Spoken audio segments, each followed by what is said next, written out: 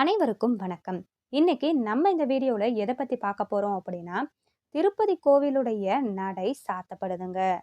ஏன், எதுக்காக, எப்ப? இது போன்ற பல பல சுவாரஸ்யமான கேள்விக்கான பதில தான் இன்னைக்கு நம்ம இந்த வீடியோவை பார்த்து தெரிஞ்சுக்க போறோம். வாங்க வீடியோக்குள்ள போகலாம். இந்த வீடியோ உங்களுக்கு ரொம்பவே சுவாரஸ்யமானதா இருக்கும். ஸோ வீடியோவை கடைசி வரைக்கும் ஸ்கிப் பண்ணாம முழுசா பாருங்க. வரக்கூடிய செப்டம்பர் 7ஆம் தேதி ஞாயிற்றுக்கிழமை இரவு 9:58 மணி அளவுல சந்திர கிரகணம் தொடங்குது. இத முழு சந்திர கிரகணம் அப்படின்னு சொல்லுவாங்க. இந்த சந்திர கிரகணம் தொடங்குறது காரணமா கோவிலுடைய நடை எல்லாம் சாத்தப்படுதுங்க. முக்கியமா திருமலையில இருக்கக்கூடிய திருப்பதி ஏழுமலையானுடைய கோவிலுடைய நடையும் சாத்தப்படுது. இந்த சந்திர கிரகணம் எதுவரையும் நீடிக்கும் அப்படின்னு பார்க்கறப்ப செப்டம்பர் 8ஆம் தேதி, அதாவது திங்கட்கிழமை அன்னைக்கு அதிகாலையில 1:26 மணி நிமிடங்கள் வரையும் நீடிக்கும் அப்படின்னு சொல்லப்படுதுங்க. அன்று இரவு முழு நிலவு மறையக்கூடிய நேரமா 12:30 மணி அளவு இருக்கும் அப்படின்னும் சொல்லப்படுது. உலகத்துல நிகழக்கூடிய இந்த சந்திர கிரகணம், சூரிய கிரகணம் அப்படிங்கிறது ஒரு இயற்கையான நிகழ்வுகள் அப்படின்னு சொன்னா கூட இந்துக்களுடைய மத்தியில அது மிகப்பெரிய நம்பிக்கைகளை கொண்டிருக்கு. அதுபடி இந்துக்கள் கிரகணத்தப்ப உணவு அருந்தவும் கோயில் போகிறத தவிர்க்கவும் செய்யறாங்க. இன்றைக்கு சந்திர கிரகணத்தை முன்னிட்டு பணக்கார கடவுளான திருப்பதி முதல் வடபழனி முருகன் கோயில் வர எல்லா கோவிலுடைய நடைகளுமே செப்டம்பர் 7ஆம் தேதி சாத்தப்படுங்க. அதுக்கு காரணம் வெறும் நம்பிக்கை மட்டும் அப்படின்னு சொல்ல முடியாது. அறிவியல் ரீதியா பல சான்றுகளுமே இதுக்கு சொல்லப்படுதுங்க. கோவில் அப்படிங்கிறது வெறும் சிலைகளும் மண்டபங்கள் மட்டும் நிரம்பி இருக்கக்கூடிய இடம் கிடையாது. முழுக்க முழுக்க பாசிட்டிவ் எனர்ஜி இருக்கக்கூடிய ஒரு இடம் அப்படின்னே சொல்லலாம். அது காரணமா பொதுமக்கள் மன அமைதிக்காகவும் தங்களுடைய குறைகளை கடவுள்கிட்ட சொல்றதுக்காகவும் கோவிலுக்கு போவாங்க. கிரகண நாட்களப்ப நெகட்டிவ் எனர்ஜி அதிகமா வெளிப்படுமாம்.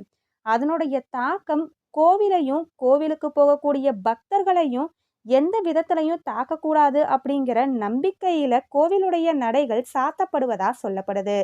கிரகணம் முடிஞ்ச கையோட எல்லா கோயில்களையும் சுத்தமா கழுவி விட்ட பின்னாடிதான் பக்தர்கள் கோயிலுக்குள்ள அனுமதிக்கப்படுவாங்க.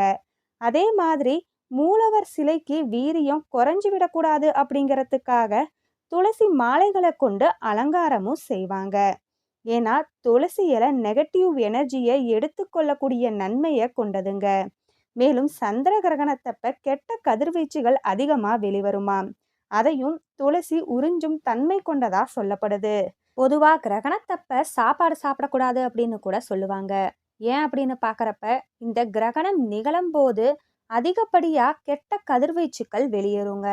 அந்த நேரத்துல நம்ம சாப்பிட்றப்ப நமக்கு அஜீரண கோளாறுகள் போன்ற பிரச்சனைகள் ஏற்படலாம். பெரும்பாலான வீடுகள்ல கிரகணத்தப்ப சமைக்க கூட மாட்டாங்க. உணவுகளை கெட்ட கதிர்வீச்சுகள் தாக்க அதிகமா வாய்ப்பு இருக்கிறதாகவும் சொல்லப்படுது. அப்படி வீடுகள்ல உணவு சமைத்து இருந்தா அவற்றை காக்க முன்னே கூறியது போல துளசி இலைய அதுல போட்டு வைப்பாங்க.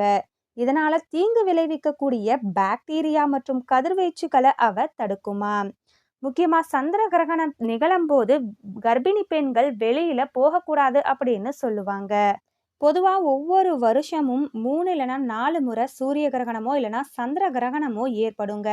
விஞ்ஞானிகளுடைய கூற்றுப்படி சூரிய கிரகணம், சந்திர கிரகணம் எப்படி நிகழுது, அதே மாதிரி அதுக்கான புராண கதைகளா என்ன சொல்லப்படுது அப்படிங்கிறத வாங்க பார்க்கலாம். பொதுவா விஞ்ஞானிகளுடைய கூற்றுப்படி சந்திர கிரகணம் அப்படிங்கிறது சூரியன், பூமி, சந்திரன் ஆகிய மூணுமே ஒரே ஒரு நேர்கோட்டுல வர்றப்ப சூரிய ஒளி சந்திரனை அடைய முடியாம பூமியால தடுக்கப்படுமாம். இதனால பூமியுடைய நிழல் சந்திரன் மீது விழக்கூடிய நிகழ்வதான் சந்திர கிரகணம் அப்படின்னு சொல்றாங்க. அதே மாதிரி சூரிய கிரகணத்துக்குமே ஒரு கூற்று சொல்லப்படுதுங்க. பூமி, சந்திரன், சூரியன் ஆகியவை ஒரே நேர்கோட்டுல வர்றப்ப சந்திரன் சூரியனை மறைக்கக்கூடிய நிகழ்வதான் சூரிய கிரகணம் அப்படின்னு சொல்லுவாங்களாம். சந்திரனை விட சூரியன் பல மடங்கு பெரியது. ஆனா பூமிக்கு மிக அருகில சந்திரன் இருப்பதால அந்த குறிப்பிட்ட நேரத்துல சூரியனை மறைக்கக்கூடிய நிகழ்வால இந்த சூரிய கிரகணம் ஏற்படுவதா சொல்லப்படுது.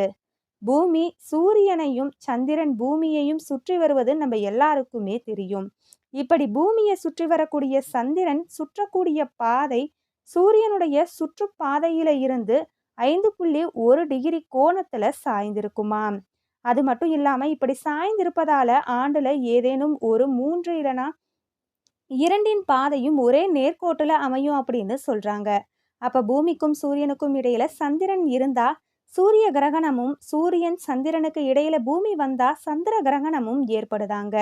இந்த சந்திர கிரகணம், சூரிய கிரகணம் அப்படிங்கிறதுக்கு புராண கதையா என்ன சொல்லப்படுது அப்படின்னு பார்க்கறப்ப, ராகு மற்றும் கேது அப்படிங்கிற நிழல் கிரகங்கள் சூரியனையோ, சந்திரனையோ விழுங்க நினைக்கக்கூடிய தருணம் தான் கிரகணம் ஏற்படுவதா சொல்லப்படுது. என்ன நண்பர்களே, இன்னைக்கு நம்ம இந்த வீடியோல ரொம்பவே சுவாரஸ்யமான தகவல தெரிஞ்சிருப்போம். இந்த வீடியோ உங்களுக்கு பிடிச்சிருந்தது அப்படின்னா இந்த வீடியோவை லைக் பண்ணுங்க. அப்படியே மத்தவங்களுக்கும் ஷேர் பண்ணுங்க. நன்றி நண்பர்களே.